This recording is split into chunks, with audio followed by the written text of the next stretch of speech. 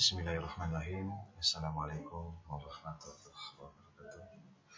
Selamat pagi, salam sejahtera untuk kita semua. Mudah-mudahan di pagi yang cerah ini kita semua dalam keadaan sehat walafiat, senantiasa diberikan kemudahan, kelancaran di dalam belajar, dan apa-apa yang sudah kita pelajari di bab-bab yang lalu dapat kita cerna dan dapat kita pahami, sehingga di pelajaran berikutnya, di bab berikutnya kita akan lebih baik lagi, kita akan lebih memahami lagi dan lebih mengerti lagi tentang dinamika-dinamika persoalan ke depan. Sementara di bab yang kedua ini kita bicara tentang sistem dan dinamika demokrasi di Indonesia. Bicara demokrasi, panjang luas permasalahan yang dihadapi oleh negara. Namun sebelumnya mari kita sama-sama rinci makna demokrasi itu sendiri. Demokrasi berarti kekuasaan di tangan rakyat, atau yang lebih kita kenal sebagai pemerintah dari rakyat, oleh rakyat dan untuk rakyat. Negara demokrasi dimaknai sebagai negara yang menganut bentuk atau mekanisme sistem pemerintahan dengan mewujudkan kedaulatan rakyat, artinya kekuasaan warga negara atas negara, seperti yang ada di dalam Undang-Undang Dasar 1945 itu sendiri. Adapun ciri-ciri pokok berjalannya proses demokrasi di suatu negara adalah sebagai berikut. Pertama, pemerintah menjalankan kehendak dan kepentingan rakyat. Yang kedua, adanya pemisahan dan pembagian kekuasaan pemerintah. Dan yang ketiga, adanya mekanisme tanggung jawab dari pemerintah.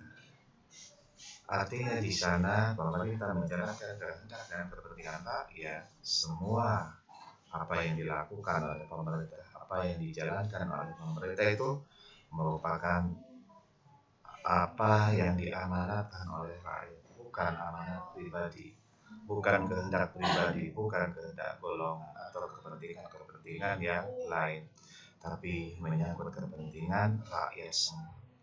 Begitu juga dengan pemisahan-pemisahan kekuasaan yang ada di dalam pemerintah, seperti ada kekuasaan legislatif, kekuasaan eksekutif, dan kekuasaan yudikatif.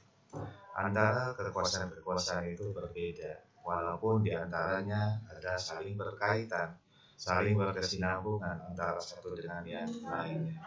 Tapi ketika kita dalam melaksanakan aktivitasnya, mereka bekerja sendiri-sendiri. Dan begitu juga dengan adanya mekanisme dan tanggung jawab dari pemerintah.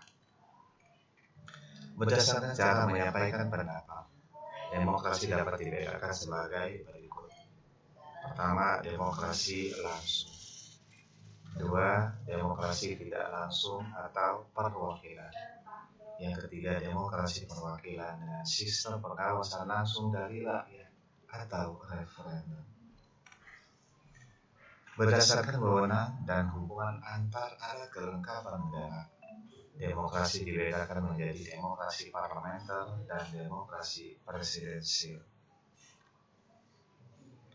Dan dinamika penerapan demokrasi di Indonesia, seperti yang sama-sama kita ketahui, diawali pertama dengan langkah awal demokrasi di Indonesia, dimulai saat diterbitkannya Maklumat Wakil Presiden nomor 10 tahun 3 nomor 10 tanggal 3 November tahun 1945 yang berisi anjuran untuk membentuk partai politik.